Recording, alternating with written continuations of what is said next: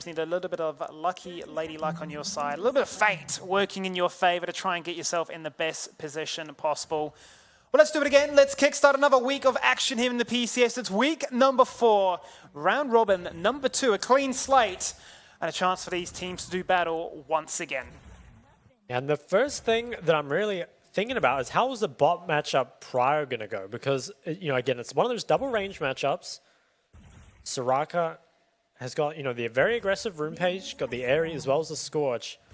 But it feels like Zeri shouldn't be able to contest the priority too much.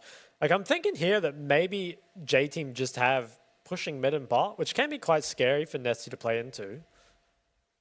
Be interesting. Will there be anything that happens at level 1? Obviously, Talia, pretty strong at level 1. Is perhaps going to get just the ward. I don't actually think J-Team spotted that. And there's no sweeper, so we'll stay there. I think actually quite nicely done there, just snuck in. Oh, and the ward denied as well from the side of J-Team, protecting their own side of the bush. Face check here from Long, who went for a bit of a leash, going to cop a few scissor snips there from Hanabi in the process as well. But I feel like for the most part, at least during the regular play as well in these best of ones, the level 1 invades tend to be pretty hit or miss, right? I feel like they tend to get reserved for those playoff games, so you can really try to get into the inner workings and almost live rent-free. Yeah, it's definitely one of those things where if you have like a really good strategy, do you really want to burn it just showing it in, a regular season match? Probably not. You want to save it for a rather higher stakes game. And also the cull picked up by Kriskata. So definitely just playing for the monster scaling. And I'm really interested, Minji, he's obviously got this very aggressive early page. Hasn't gone for the first strike, has just gone for the Comet Scorch. Is an ST going to get any room to breathe and even impact this map? Because it's kind of it's like almost on a knife's edge the whole time, right? If Talia on her first roam, gets some kills or even gets some assists, has the gold now to just keep pushing, buy more items, keep pushing the lane. At the same time, though, if that first roam fails and Minji can just keep farming up, can be difficult. A little bit of trade coming out. Yeah, it certainly is. There's a ghost pop there by Bruce. He was keen to continue punching on. Ignite auto being used there by Enso, but just a little bit too quick was the disengage away from DCG. So a massive combat, someone that burned it in the process with no uptime to sustain it. I guess that is the nuisance of a Soraka, right? Just infinite heals. Yeah. And this wave is a little bit annoying for DCG. It's pretty far away. Hopefully they don't end up losing the cannon off it as well. But so far, J-Team doing a great job of denying CS. Perhaps the Cull Star is a bit too greedy. We'll have to see. So they are getting pretty hard zoned off the wave. And so doing a good job of just really kind of using his body to pressure the lane here. Yeah, he's pretty though. I was just going to say he's expending so much mana though in the process, right, to try and assert his dominance in that laning state. Same could be said here for Minji as well. I think you raised a really good point, right? You take the Arcane Comet, you want to win early, you want to make sure that Nesty finds Novelli from that first roam. If he does, he gets kills, assists. Suddenly you're really hating yourself because that gamble where you could have gone for a first strike to try and match them in that scaling would have felt ever so much better. So we'll have to see if things do play out in that fashion, but as it stands, all I'm looking forward to is 20-25 minutes later on where we get a sealed spell book into a smite, a Baron Steel from Talia. Oh, Minji is forced to flash. I mean, yeah, that smite with Talia on the Baron I think has happened twice now, so definitely not unlikely at this point. But Minji forced to flash. I feel like that actually is pretty big because it means at level 6, Minji is going to have to play a bit safer just because of Hana's point and click gank. Obviously, Azir can just shuffle away, can just WEQ and then ult if needed. But it certainly kind of dampens the pressure you can have over mid a little bit, which is important, right? Especially for these two players where they're both kind of the linchpin of their team almost. At least when it comes to actually, putting the game on their back, turning it just from an even game state into a winning game state.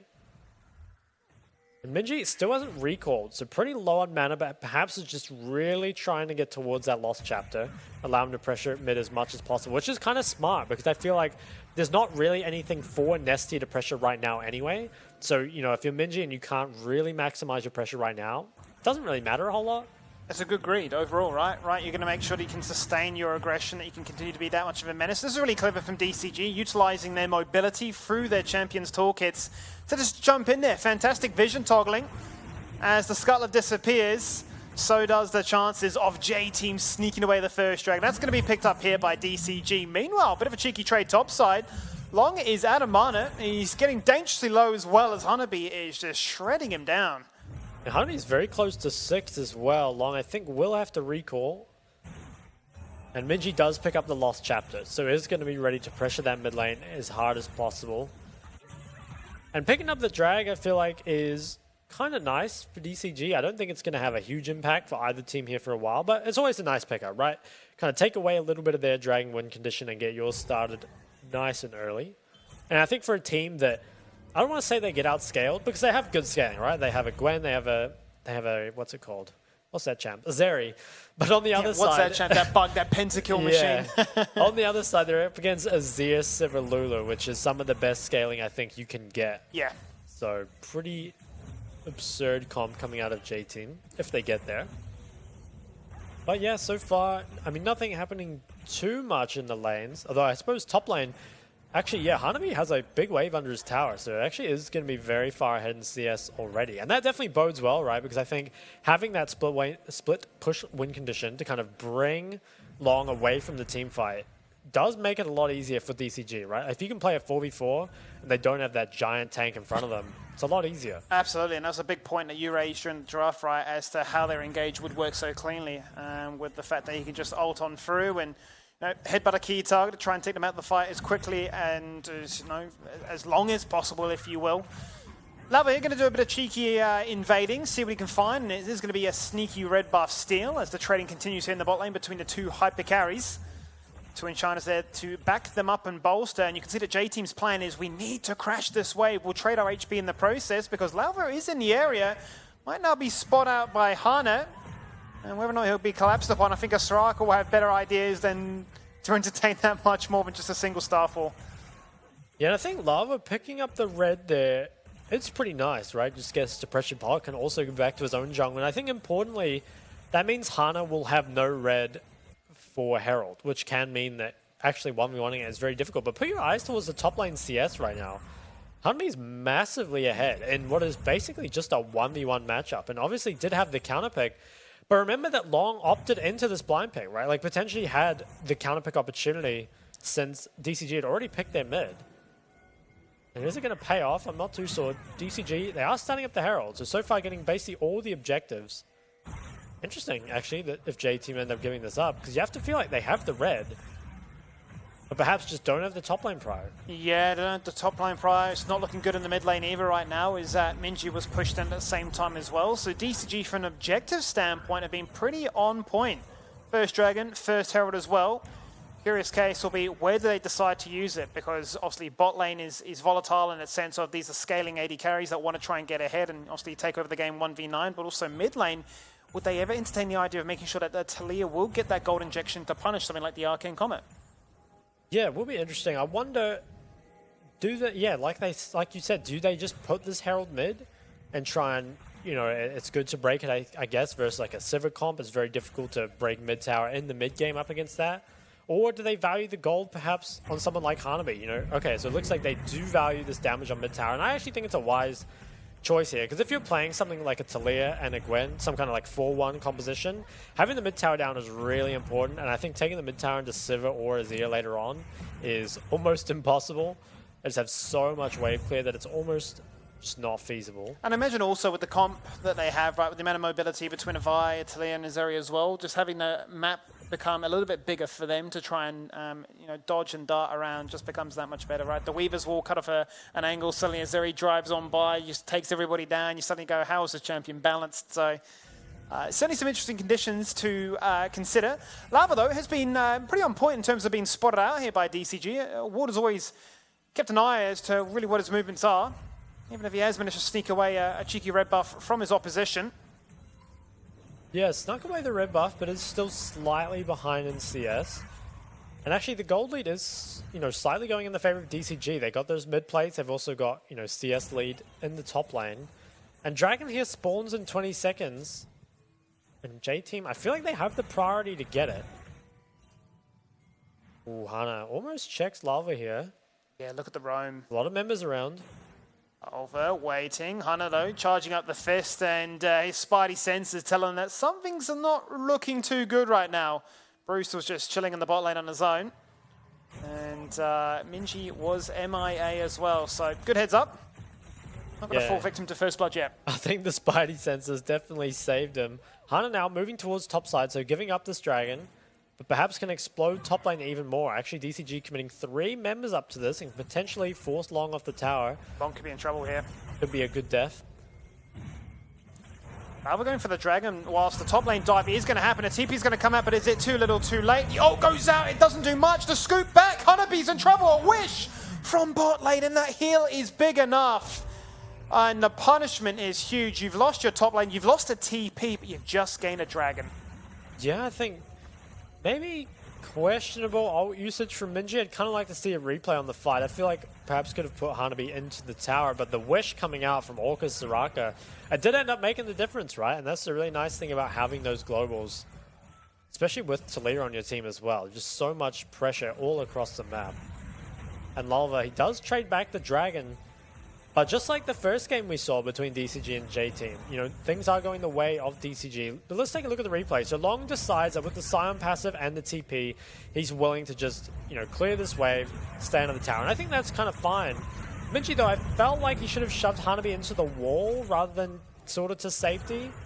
Kind of uncharacteristic mistake from him, because I think Minji's shown, you know, very good performances on the Azir. Yeah, I feel like that has been his bread and butter in terms of mechanics at least, right? So certainly feels really bad to miss out on that potential moment in the game that could have been enough to snowball you ahead, right? You've allowed the Talia to roam, the Talia's now found success in that, and that was your worst case scenario. Yeah, I think that kind of starts to reach the tipping point of, you know, Nesty, despite being down in CS, can just find impact on the map and use that to kind of bring himself back into the game. And, you know, Nesty's Talia, no slouch later on, always puts out the DPS, also has really good ults as well. I think that's definitely an underrated part of Talia. You can be very creative with the ult. And so far, I mean, DCG, I think they're in a very good spot, especially top lane. I think top lane is, you know, there's kind of a point in those tank versus carry matchups where, you know, the tank doesn't fall that far behind, so they can never really fall behind, right? Or the carry gets so far ahead that they can never really be stopped.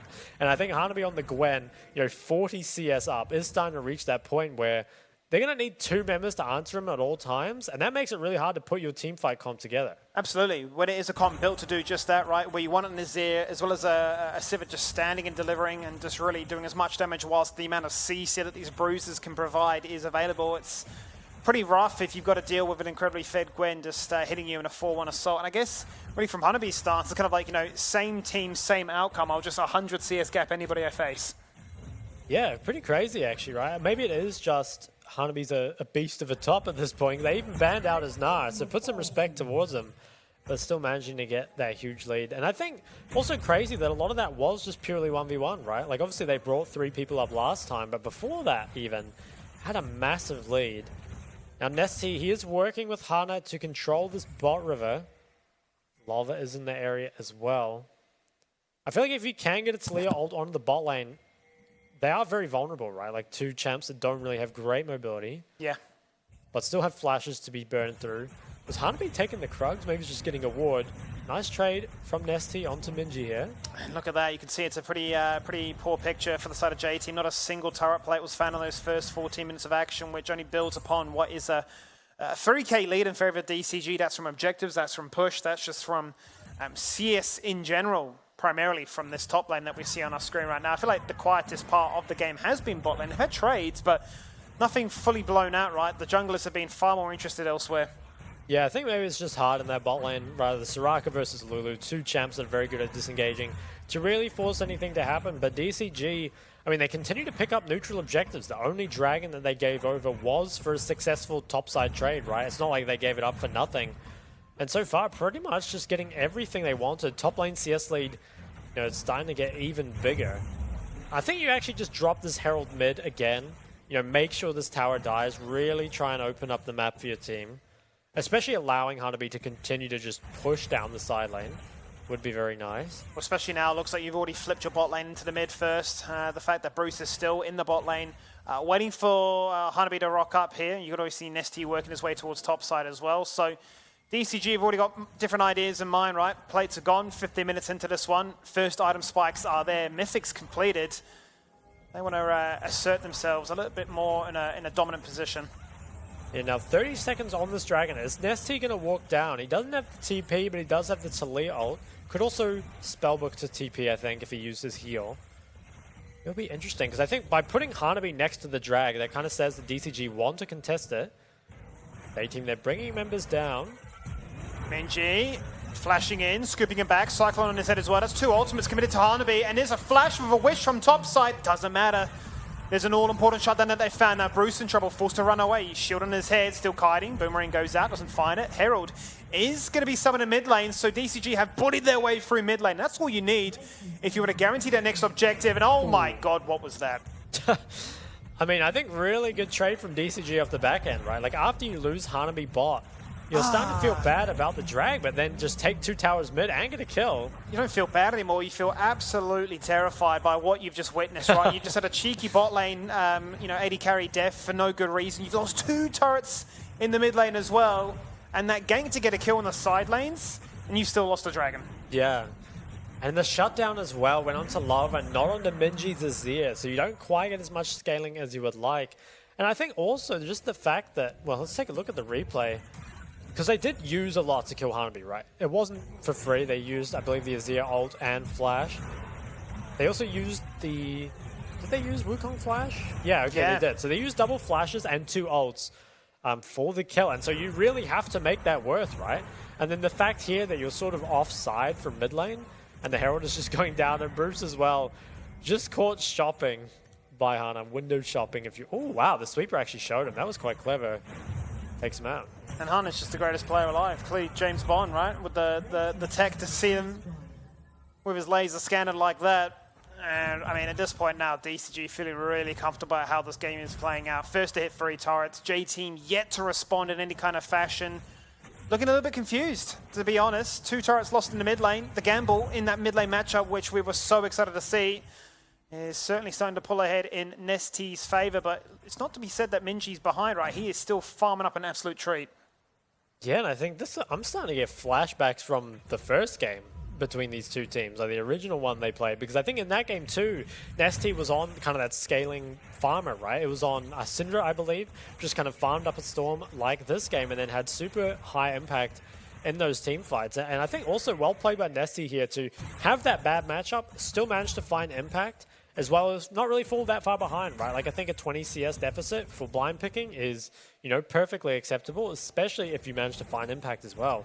And with those 2 towers down, I think that makes it a lot harder for Sivir just to wave clear and stall out this game, right? Because I think J-Team with the Azir Sivir still have incredible scaling, but whether or not they can reach it now, I'm not too sure. Yeah, you still need a lot of time, right, before you can start to feel comfortable about your chances of really answering back in some of these big team fights that you've been quite honestly denied. They've yet to have a full-blown 5v5. It has been them getting dragged around the map to entertain the idea of the split push pressure. And a lot of that just goes back to the idea that you did elect to face this Gwen. Yeah, and that's real interesting, right? Because I think Azir is also a champion that's fairly blindable, right? Like, you're not worried about being team compositionally countered or countered in lane with Azir. And obviously, this game, they saw the Talia early. So the fact that they saved red side 5th pick for that Azir was kind of questionable to me. Feels like it hasn't really paid off. Here we have an engage. Oh, here we go. Big fight starts out. Lava in trouble. Gets silenced. Receives an ult. Cyclone's in looking for Orca. Orca just self-casts an ult. Says, you can't touch me. Invulnerable with the sustain right now.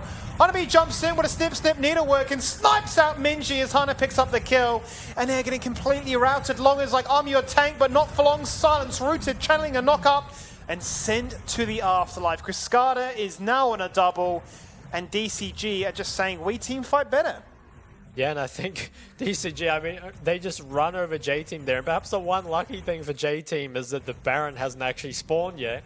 Still another 15 seconds, but yeah, I mean, the game is really starting to get away from J-Team now, and I'm not sure any amount of scaling can kind of make up for this. Looking at the damage in that fight, I mean, Cascada just found so much damage on Zeri, and that's even without the Lulu, right? Like, the Lulu was denied in draft. Still has that massive impact. Let's see how this started.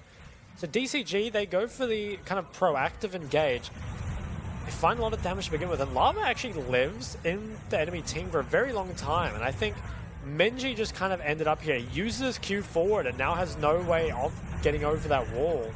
And once Minji goes down, Bruce is half health, can't really deal any damage anymore, and it feels like DCG can just run them over. Yeah, and I think for me, the biggest takeaway from that was just the positioning differences. DCG were in such a prime position to attack from multiple angles, where you saw for the likes of Bruce, he's in a position based on the fact that his jungler gets engaged upon, tries to answer back, forced to flash across the wall. His job's done, right? And you can see that the rest of the team are just not in an area to really contribute much to that team fight. And what was a stable 3K lead is quite honestly just ballooned to now be 7,000 in favor of DCG. They've got 2 dragons to their name.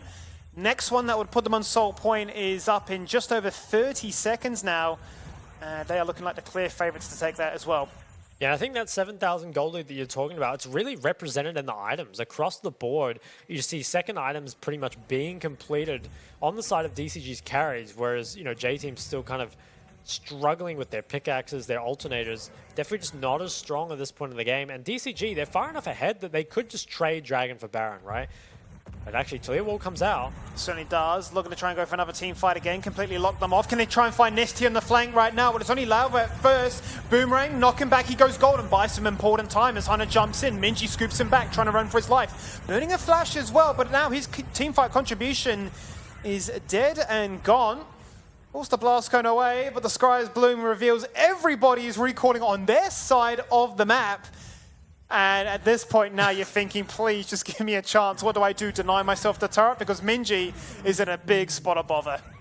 Yeah, and there I think J-Team... Well, hold on, the fight actually isn't done. Hanabi's trying to chase. Does almost have the ghost. It's up very, very soon. Will not go for it. Just toying with him, wasn't he? Yeah. I think... Oh, actually, Cruscata with the Oh, okay, Cruscata. Tony Hawk. It just drifts right over the wall. Watch this. Will they pick up Baron off the back of this? I think they can. I mean, I feel like J-Team kind of fumbled it there. I mean, they found the pick on the nest. He did use a lot for it, but I think they overcommitted with their positioning. Just ended up a bit too far in, and now this is going to be a 22-minute Baron picked up for DCG. And I was saying this reminded me of the first game, but I think it's actually even faster this time. They're really running away with it. Now a 10,000 gold lead at 23 minutes. I feel like that's one of the biggest we've seen at just this early in the game. Let's see the replay. So Nesty, he walls off J-Team to provide that initial engage, and that means that no one can really kite out that direction. So they commit on to Nesty, but with the bone plating with the stopwatch buys so much time. And DCG are already in the position where, the only place J-Team can go is down. And that feels like it's kind of too hard to actually walk out from this, and they all really just get cleaned up at the end of it. But now, trying to flip a dragon. Yeah, we're straight back into the action once again. Here we go. Can J-Team finally find the pure 5v5 they've been hoping for all game long? They try again. Weaver's Wall is there. Blocks off the fight. Long is dead before he can really set the fight up for somebody like Bruce to really execute upon. He's kiting his heart out, all walk into his absolute content, but it's just not enough. Not at this point when you've got an incredibly fed Gwen 23 minutes into the game, and DCG just showing just how strong they are. They'll pick up their third dragon. Yeah, this is definitely a bit of a revitalized DCG, because I feel like when we normally see this team, they don't have the best early game, but they always kind of come back with a strong, kind of consistent team fighting. But here, I mean, just really taking it to them, have a massive gold lead, and are actually, potentially looking to end the game, or at least take a couple inhibs in the near future. Have 3 dragons as well, so... Now, let's take a look at the second replay. I was kind of curious from J-Team to actually fight this. I feel like he was so far behind. Perhaps they just feel like they have to force something. But I feel like the fight, they just don't really have the damage, right? You can see, even at the end of this, Hana, who spent the entire fight in that front line, barely takes any damage. And Hanabi as well, at the back end, can just tank Bruce pretty much on his own. Minji caught out again. Yeah, it's a really sad affair for Minji. You saw in that last replay, he did 0 damage. Just didn't find a way in. He just could not find a way to try and do much in that one. And I was going to get caught out, completely isolated. 0-3, which was really, really rough in comparison based on how this matchup was ideally meant to play out. But a bit of a masterclass, quite honestly, across the board here from DCG. Yeah, I mean, looking really good, and only 2 deaths. Now, can they actually break the base? Perhaps they can't. Civil Wave Clear is pretty good, but you have to feel like J-Team will be forced to fight in 4 minutes anyway at the next dragon. Long, taking so much damage on the sideline. Might just be forced to ult. No. Yeah, this has to flash. Wow, okay. So the engage potential now has been severely hampered once more, as you are now really reliant on the likes of Azir and Sivir to try and really stall this game out for as long as possible. But at what point are you really looking to try and stall it too? Are you waiting for an infernal, rather an ocean flip, or are you praying, I guess, that they get that and you're saying this game will go to Elder and we can flip it there? Because that just seems like a bit of a Hail Mary. Yeah, I think J-Team honestly feels like you might just have to give up this next dragon, but at the same time, I mean, is there any coming back from a gold lead this severe? I'm not sure. I mean, part of the problem is that your carries are so far behind. You know, Long being behind on the Sion is one thing, but your Azir and your Sivir just not being able to find the damage they need is really, really tough. Actually, Lava's sitting 1-0-1. Poor guy. Yeah, it's been a weird game, to be quite honest. They've got a comp built to try and team fight, and they've either gotten their own head a little bit a few too many times with outpositioning themselves, but then to the credit of Deep Cross Gaming, they've put them in that position. They've caused the panic with some really good attacks, just from the positions they've been going from. And the fact that J-Team have yet to find a single turret still does really paint a bad picture as to how this game is going to play out. Yeah, and I think when you're behind, you know, if you can pick up any objectives or turrets, the objective bounties are worth so much that you actually can kind of bring yourself into that game, right? But if DCG have so much control that they never give up any towers, they never give up any more dragons, and also importantly don't give over their individual bounties, you know, is there an avenue for J-Team to come back in this? It's going to be difficult, I'm not sure. Yeah, you can see completely zoned back, no wards existing to J-Team right now. It's a high press from Deep Cross Gaming with everything that really leads into the opposition's base being scanned at and completely understood. And I mean, at this point, you can just freely push any lane, roam and take any jungle camp and not have a care in the world. Yeah, now 1 minute 30 on this Dragon J-Team. They're going to do their best to make a pick before it. They're all in on this one. And it's not enough. Well, that's depressing. my hopes got up for a second. Yeah. They really did. I think this is pretty important for DCG, actually. Managing to break the base open without the use of Baron, I think is a pretty big win. Definitely means on that next Baron you can speed it up a lot more, which will be in 50 more seconds. And I think DCG have enough control that they can probably just play for both. In fact, far enough ahead that you can probably just send someone to solo drag while the rest of your team does Baron. I'm curious now, Shock, really what the approach is from both teams leading into these next really important 40 seconds, because obviously both spawning at the same time. J-Team, desperation, down 13, 14, nearly 15k gold, right? They need a miracle at this point. So knowing that from DCG's point of view, surely you're thinking we don't have to rush towards these at any point. You know, if you as a 5-man squad rush towards the Baron, we're just taking an inhibitor for free. Yeah, I think DCG, you can almost just kind of match what J-Team want to do here, because there's no way J-Team can win wherever DCG is. Actually, they're forcing it though. The clear walls come out. Yeah, it certainly is. There's the lightning crash to start off with a frontlining Zeri. Bruce in the mix of things, and it's just Hanabi getting it done all on his own. Enso forced to flash away. Wild growth on the Sivir. Enso dead off my screen. Hanabi still front and center. Minji dead for the 4th time this game. Nesty finds that one in isolation. And DCG, as we've said, all game longer, is really hitting it where it hurts, and that's in the gold department. Yeah, and I think they should just be able to end through topside here. They already have this tower broken. They have a wave there as well. DCG at only 29 minutes are knocking on these Nexus gates already. Tower's going down. I don't think Lava's still sitting 1-0-1. I don't think he can do anything. No. Had the KDA. Pat the KDA is certainly the one here, and well, it really does feel like a bit of a repeat. The revenge storyline that maybe everybody was hoping for from the side of J-Team will not come to life this time. It's all about DCG. They beat them in 34 minutes in convincing fashion last time, and they'll beat them in 29 tonight. Yeah, they're setting some new records out here for their speedrun in that matchup, and I think it's surprising to see this be, you know, more one-sided than the first time. I actually thought these teams were closer than they were at the start of the split. You know, J-Team, I think, have shown reasonably good games recently, but then, you know, DCG, they really come out here and put their foot down. And I think a lot of questions for me around that top matchup, because I think, you know, Long coming in, like last time Hanabi really put that clinic on RUA, right? And Long coming in, expecting to kind of revitalize the team, and then just going for the blind pick Sion, even though you've seen the enemy mid. I don't like it. No, I think there's definitely a curious case as to what the decision-making was behind that in the drafting phase, but just, yeah, from an execution standpoint, weren't able to really find any way into that game, to say the least, right? From the very get-go, losing dragons, losing